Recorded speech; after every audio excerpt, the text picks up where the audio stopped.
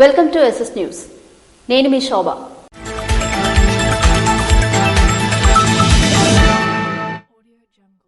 బాధితులకు CM relief fund చెక్కులను శాసనసభ్యులు బగ్గురాం నర్సన్నపేట తెలుగుదేశం పార్టీ కార్యాలయంలో బుధవారం శాసనసభ్యులు బగ్గురామణమూర్తి బాధితులకు సీఎం రిలీఫ్ ఫండ్ చెక్కులను అందించారు.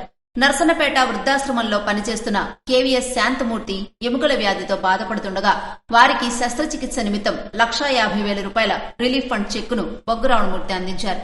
అదేవిధంగా పప్పుల వీధికి చెందిన తంగుడు ప్రమిళ ఇటీవల మోకాళ్ల సమస్యతో బాధపడుతూ మోకాళ్ల సర్జరీ నిమిత్తం ముఖ్యమంత్రి సహాయ నిధి నుండి తంగుడు ప్రమిళకి 81,000 రూపాయల సీఎం రిలీఫ్ ఫండ్ చెక్కును ఎమ్మెల్యే బగ్గురామణమూర్తి అందించారు.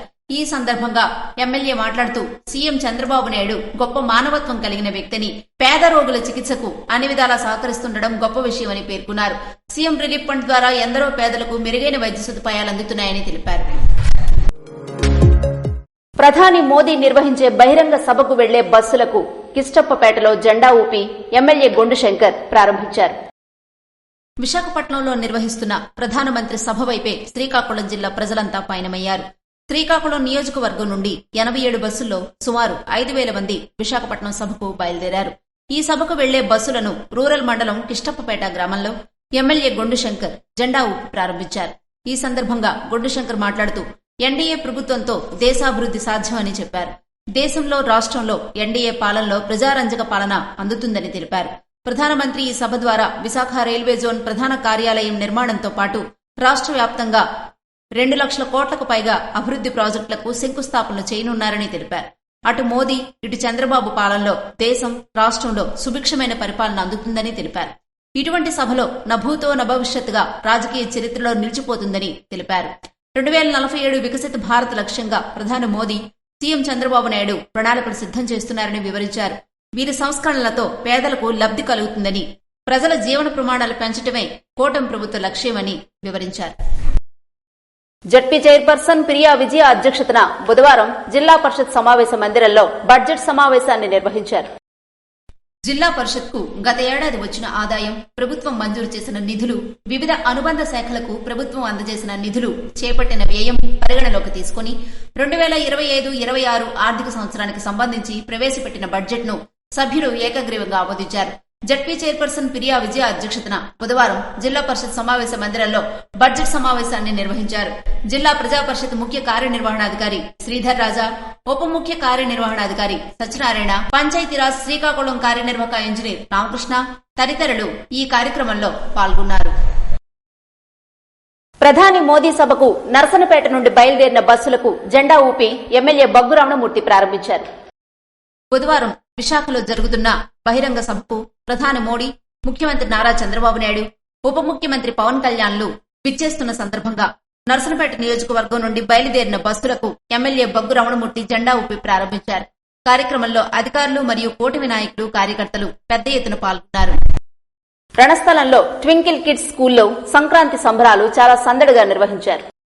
రణస్థలం ట్వింకిల్ కిడ్స్ స్కూల్లో సంక్రాంతి సంబరాలు చాలా సందడిగా నిర్వహించారు. ఈ సంక్రాంతి సంబరాల్లో భోగిపళ్లు కార్యక్రమం మరియు భోగి మంటలు, పలు సాంస్కృతిక కార్యక్రమాలు చూపరులను ఆకట్టుకున్నాయి.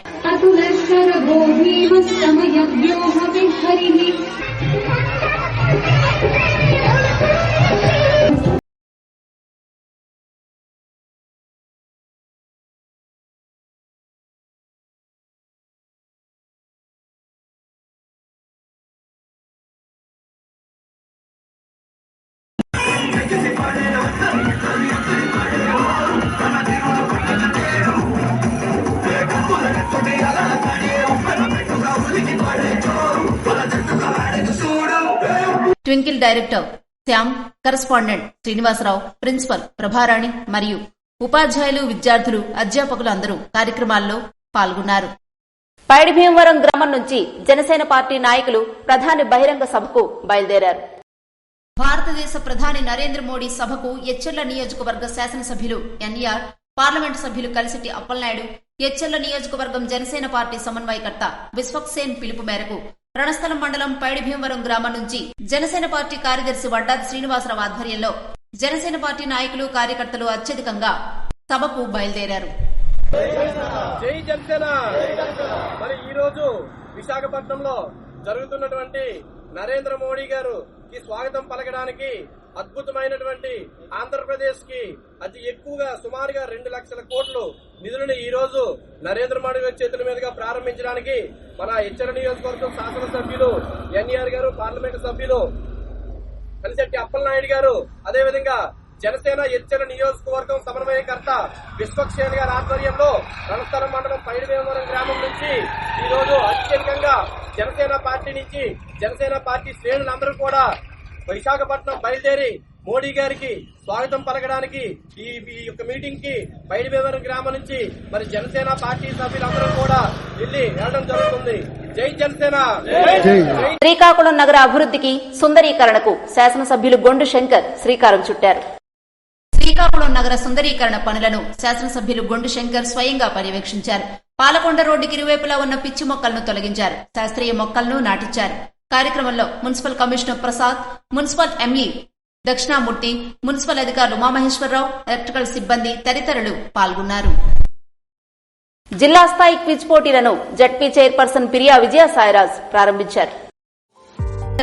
కార్యక్రమంలో పాల్గొన్నారు. ఎవరికీ ఎటువంటి ఇబ్బంది కలగకుండా అధికారులతో నాయకులు మాట్లాడారు. భూ సమస్యల పరిష్కారానికి రెవెన్యూ సదస్సులు చక్కని వేదికలు అని తహసీల్దార్ చిన్నారావు పేర్కొన్నారు. గ్రామాల్లోనే భూ సమస్యలు పరిష్కరించుకునేందుకు రెవెన్యూ సదస్సులు చక్కని వేదికలుగా నిలుస్తున్నాయని స్థానిక తహసీల్దార్ చిన్నారావు అన్నారు. శనివారం గోపంపేట, ఆడవరం గ్రామాల్లో రెవెన్యూ సదస్సులు నిర్వహించారు. ఈ సందర్భంగా తహసీల్దార్ చిన్నారావు మాట్లాడుతూ రెవెన్యూ అధికారులంతా ఒకే చోట అందుబాటులో ఉండటం వల్ల సమస్యల పరిష్కారం త్వరితగతిన జరిగే అవకాశం ఉందన్నారు. భూ సమస్యలు ఉన్నవారు ఈ అవకాశాలు సద్వినియోగం చేసుకోవాలని కోరారు.